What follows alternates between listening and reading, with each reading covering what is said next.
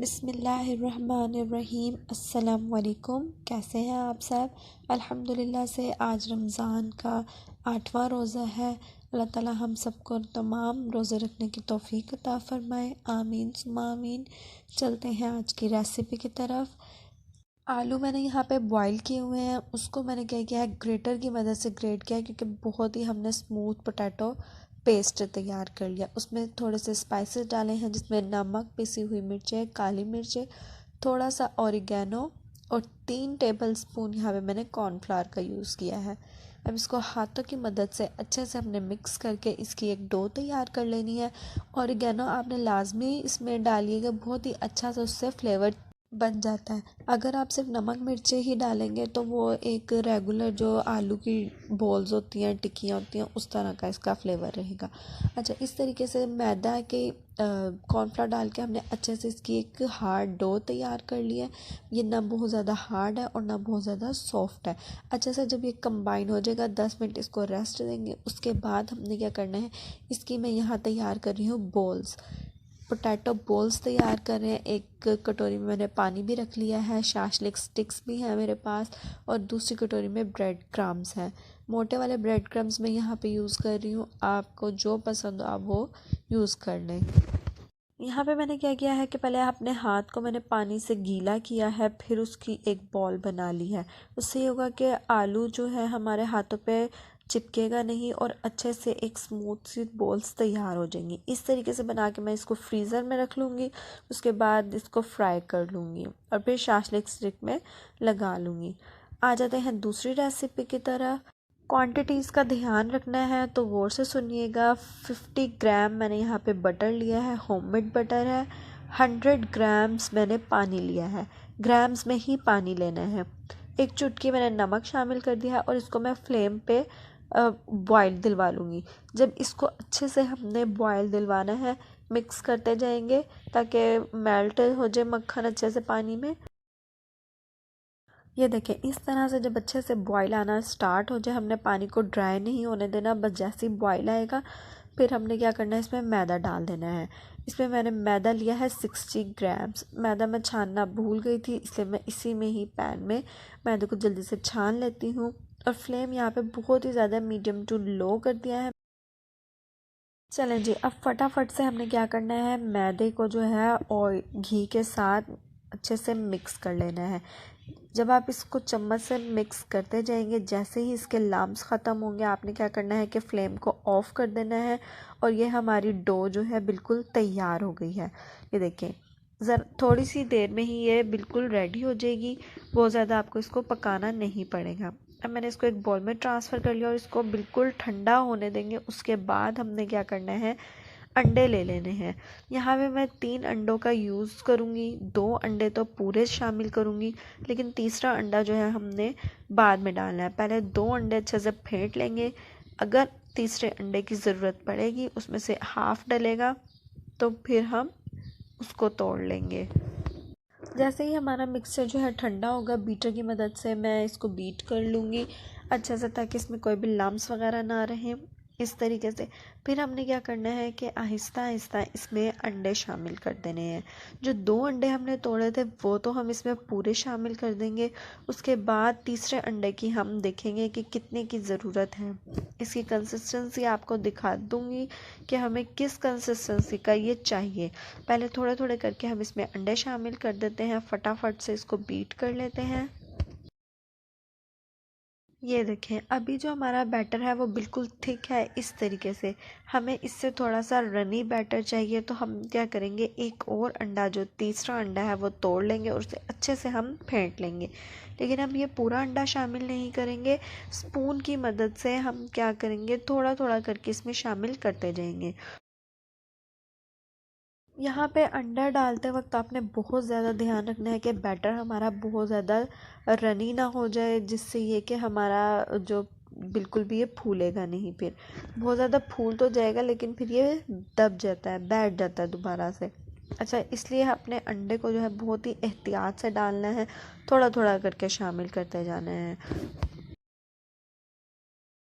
ये देखें, इस तरह की इसकी कंसिस्टेंसी होनी चाहिए। पूरा अंडा नहीं डाला था, सिर्फ 2.5 अंडा इसमें शामिल किया है मैंने। अच्छा, अब क्या करना है, यहाँ पे मैं स्पून की मदद से ही थोड़ा थोड़ा सा मैं बैटर उसमें अपने पैन में लगा दूंगी। नीचे मैंने ऑयल से और मैदे से डस्ट करके पैन तैयार कर लिया है। अच्छा, इस तरीके से मैं इसको हाई फ्लेम पे जो है बेक कर लूँगी 20 to 25 मिनट्स के लिए। इतने में क्या करूँगी कि दूसरी तरफ ये व्हिपी हुई क्रीम है मेरे पास, इसको मैं इसके अंदर फिल करूँगी अच्छे से। जब ये फ्लफ़ी हो जाएंगे, फूल जाएंगे, तो क्या करेंगे कि इसके अंदर होल करके एक और इसमें क्रीम फिल कर देंगे। वीडियो को लास्ट तक देखिएगा तो आपको लास्ट में इसकी फ़ाइनल लुक भी नज़र आ जाएगी कि किस तरीके से ये बने थे और कितने खूबसूरत लग रहे थे। बिल्कुल बेकरी स्टाइल बाज़ार जैसे ये तैयार हुए थे।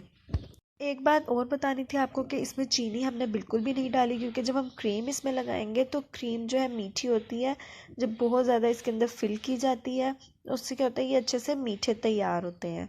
इस तरीके से फिंगर की मदद से इसकी नोक जो है मैंने ख़त्म कर दी थी, पानी में डिप की थी फिंगर और इसकी नोक को बिठा दिया था नीचे। इस तरीके से हमने इसको बेक कर लेना है। आपको मेरी वीडियो अच्छी लग रही हो तो प्लीज़ जल्दी से मेरे चैनल को सब्सक्राइब कर लें और वीडियो को लाइक, शेयर और कमेंट करना ना भूलिएगा। अच्छा, यहाँ पे एक मैं ज़बरदस्त सी आपको ट्रिक बता रही हूँ, रेसिपी बता रही हूँ फटाफट से बच्चों के लंच बॉक्स के लिए। जैसे रमज़ान है, रमज़ान में बच्चे स्कूल वगैरह जाते हैं तो उनके लिए आप ये बना कर रख सकते हैं। फटाफट से आपने इसको सिर्फ जो है फ्राई करना है और बच्चों को लंच बॉक्सेस में दे देना है। इसको आप बनाकर फ्रिज में भी रख सकते हैं और फ्रीज़ भी कर सकते हैं। अच्छा जी, यहाँ पे मैंने ब्रेड ली है, उसके किनारे मैंने कट कर दिए हैं। किनारे हम वेस्ट नहीं करेंगे, इसका हम ब्रेड क्रम्स बना लेते हैं। कोई सा भी फिलिंग का मिक्सचर जो बच्चे शौक से खा लेते हो आपके, वो आप तैयार करके रख लें। यहाँ पे मैंने पोटैटो मिक्सचर और उसमें थोड़ी सी वेजिटेबल्स बहुत बारीक चॉप करके मैंने रख लिया है। अच्छा, दूसरी साइड पे हमने क्या करना है कि तमाम कॉर्नर्स पे जो है पानी मैं ब्रेड पे लगा रही हूँ और फिर इसको अच्छे से फोल्ड करके क्या करेंगे, इसको प्रेस कर देंगे चारों साइड से, कोनों से, कॉर्नर से, ताकि जो ये है ब्रेड कहीं से खुले नहीं। इस तरीके से मैं तमाम ब्रेड के पीसेस को तैयार कर लूँगी। बहुत ही अच्छा सा फ्लेवर जो भी बच्चों को पसंद हो वो आप इसके अंदर डाल सकते हैं। हल्का सा बिल्कुल पैन में मैंने ऑयल लगाया है और क्या करेंगे कि इन ब्रेड्स को हम सेक लेंगे इस तरीके से। इसके एक साइड्स पे मैं एग वॉश भी करूँगी, उससे क्या होगा कि अच्छा सा इस पर कलर आ जाएगा। बहुत ही खूबसूरत सा। एग वॉश करना ऑप्शनल है, अगर आप नहीं करना चाहते तो उसको इसी तरीके से सेक लें तो उससे भी बहुत अच्छा सा कलर आ जाएगा। एक साइड से सेक लेने के बाद फिर हम इसकी साइड टर्न कर लेंगे और बहुत ही खूबसूरत सा देखें इस पर कलर आ जाएगा। बिल्कुल भी ऑयली नहीं होंगे। और जो लोग अफ्तारी में बिल्कुल भी तली हुई चीज़ें नहीं खाना चाहते उनके लिए बहुत ही ज़बरदस्त सी रेसिपी है। सिर्फ हमने क्या करना है, शैलो फ्राई किया है इनको और इन पे खूबसूरत सा कलर आ जाएगा, क्रिस्पी ये बिल्कुल तैयार हो जाएंगे। अब बना लेते हैं एक और मीठी डिश। यहाँ पे मैंने ब्रेड के 4 पीसेस कर लिए हैं, तिकोन शेप के मैंने इनको कट किया है। आप इसको चकोर भी काट सकते हैं। मैं क्या करूँगी कि इनको ऑयल में फ्राई कर लूँगी, प्यारा सा गोल्डन सा कलर दिलवा लेंगे। और दूसरी साइड पे आपको नज़र आ रहा होगा कि मैंने कस्टर्ड बना लिया है। कस्टर्ड हमने सबको आता ही है बनाना।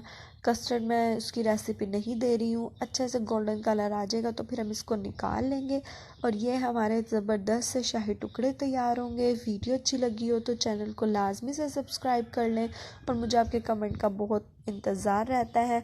उससे क्या होता है कि हमारी हौसला अफजाई होती है कि हम और मज़ीद अच्छी अच्छी वीडियोज़ आपके लिए लाते रहें। इस तरीके से हमने थोड़ा सा नीम गरम जो कस्टर्ड हो जाएगा उसके बाद हमने ब्रेड्स के ऊपर इसको डालना है। गरम गरम ना डालिएगा, उससे ब्रेड जो है नरम पड़ जाएगी। इसको आप ड्राई फ्रूट्स के साथ गार्निश भी कर सकते हैं। इसको आप ठंडा करके भी सर्व कर सकते हैं और इसी तरह गरम भी खा सकते हैं। वीडियो अच्छी लगी हो तो लाइक ज़रूर कर दीजिएगा और दुआओं में सबको याद रखिएगा। जो लोग आपके इस दुनिया से अज़ीज़ व क़रीब जा चुके हैं उन सबको लाजमी से दुआओं में याद रखिएगा। तमाम चीज़ों की मैंने लास्ट में वीडियोस लगा दी हैं, पिक्स देखिए माशाल्लाह से बहुत ही ज़्यादा अच्छी बनी थी। तमाम चीज़ें आपने लाजमी से ट्राई करनी और फ़ीडबैक ज़रूर देना है।